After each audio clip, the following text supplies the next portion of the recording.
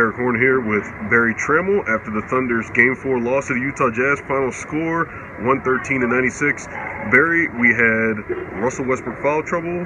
We had the Thunder's defense collapsing yet again. And now the Thunder is in jeopardy of being eliminated going back to Oklahoma City.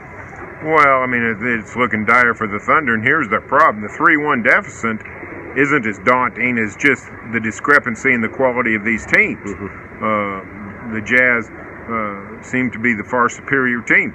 Thunder had a nice win in Game 1, but since then, you know, a tight home loss in Game 2, and then blowout games here in Salt Lake back-to-back. So, you know, winning 3 in a row is not the problem. Winning 1 seems to me to be the problem. So this is a very good Utah team playing on all cylinders, and the Thunder is not. So it looks like this season will come to an end rather quickly. Yeah, and you know what? The Thunder they didn't play poorly in the first quarter.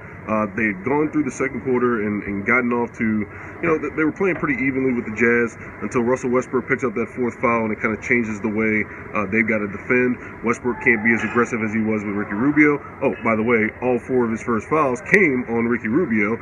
The first 2 in which Russell Westbrook is pressed up on Ricky Rubio pretty tight. One of them was in full court defense. He picked him up full court on an inbounds. The third one, he came over when Alex Abrines probably had Ricky Rubio dead to rights on the jump shot, but Westbrook came over with help and tried to swat at him. Westbrook says it wasn't a foul, whatever, but when you're playing with 2, you probably got to rein it back a little bit. Well, yeah, and you know, Westbrook's got to be smarter than that. He's too valuable to this team to be in foul trouble. Billy actually didn't cost him a lot of minutes. Billy played him, you know, virtually his allotted minutes, but a lot of that was played with his hands tied behind his back because of the foul trouble. When you got 4 fouls to start the second half, you can't play aggressive defense. So, you know, the Thunder was up 43-38 and playing really well. And then over the next 7 minutes, the end of the first half, start of the second half, the Jazz scores on 12 straight possessions, 29 points.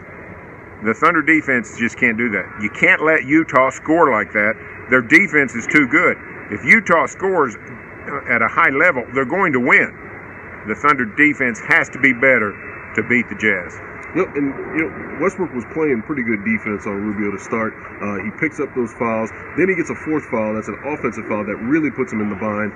You know, the Thunder's up, I think, by 1, and then all of a sudden, the Jazz going on an 11-3 run to close the second quarter, and it starts basically because Westbrook can't defend Rubio the way he had been previously because he's got the 4 fouls. Rubio's able to get downhill.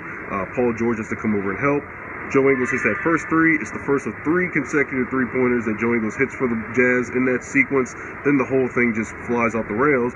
The Thunder has to put Westbrook on Joe Ingles to start the third quarter, and Westbrook can't guard off the ball. Joe Ingles gets moving, finds Ricky Rubio for a spot up 3. It changed the complexion of the game.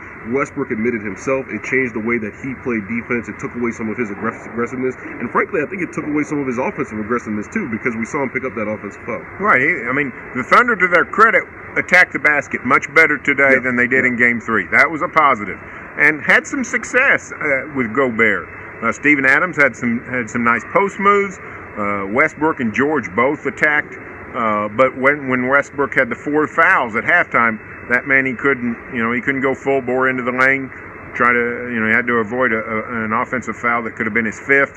So it's just a bad day at Black Rock, and now the Thunder's up against it.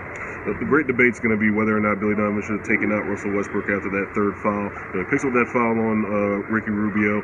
The Thunder has an opportunity to take him out because Rubio goes to the line with about 7 minutes or so in that second quarter. You're under the impression, or not the impression, you believe that Billy Donovan should have taken him out. I think that, you know, I kind of believe that Billy Donovan, when he says, you know, you got to trust Russell Westbrook in that situation, because Westbrook came down and committed an offensive foul as well.